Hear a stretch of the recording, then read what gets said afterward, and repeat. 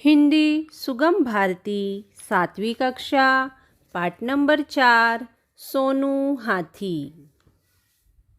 इसे लिखा है उमाकांत खुबालकर।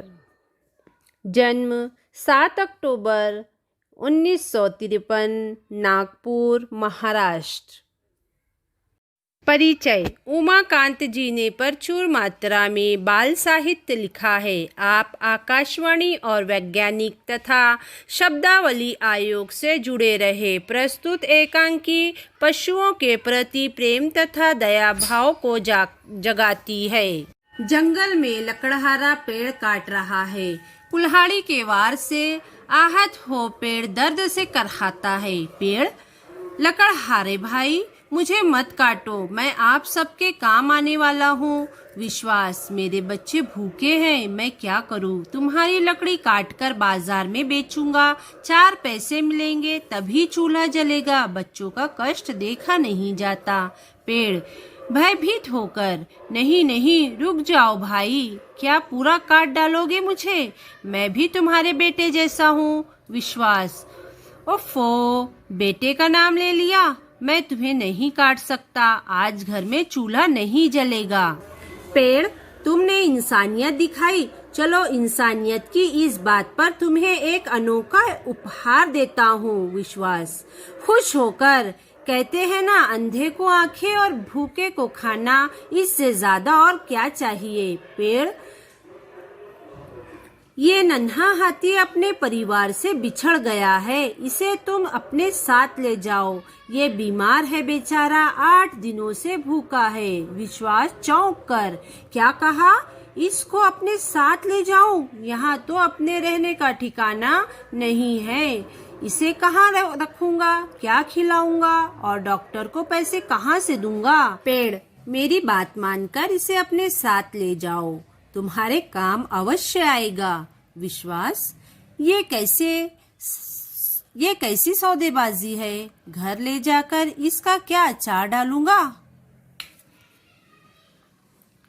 पेड़: भाई, मैं कई जगह से कटा हुआ हूँ, अब आंधी तूफान में कैसे बचूंगा?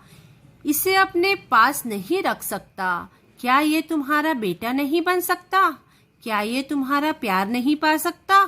विश्वास: ठीक कहते हो, तुम्हें काटकर मैंने बहुत बड़ा अपराध किया है, अब दोबारा ये काम नहीं करूँगा, कोई न कोई रास्ता निकल आएगा। आज से मैं इसे सोनू कहूँगा, इसे देखकर बच्चे खुश होंगे।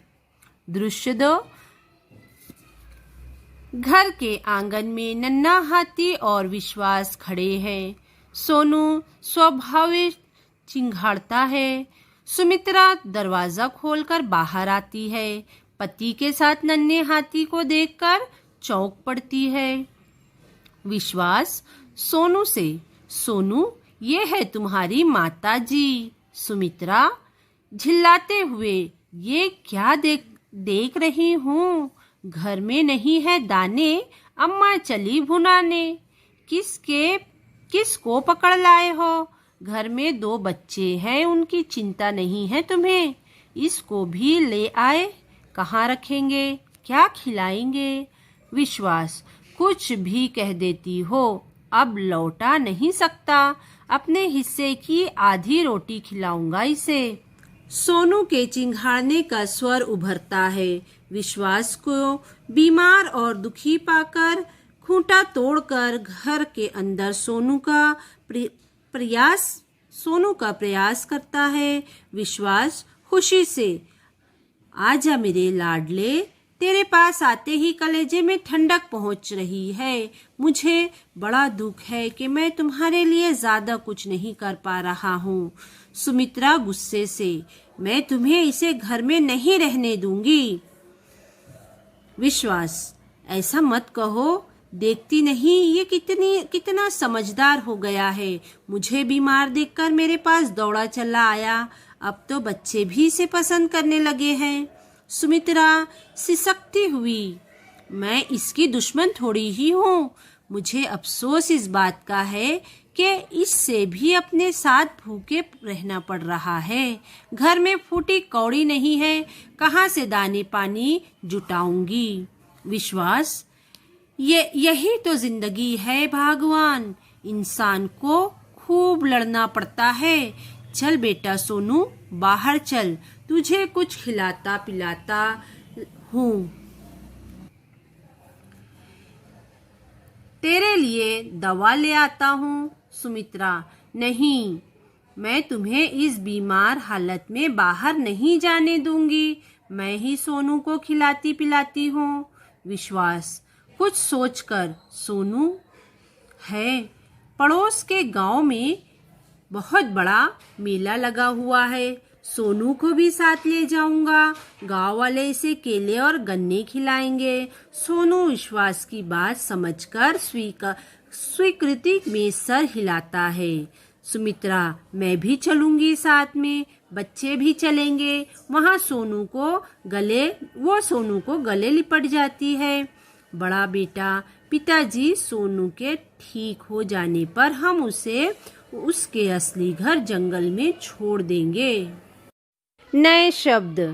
पशर्व, पीछे। ठहर ठिकाना यानी सुरक्षित रहने का स्थान। सौदेबाजी यानी मोल, भाव की एक क्रिया। कलेजा यानी हृदय।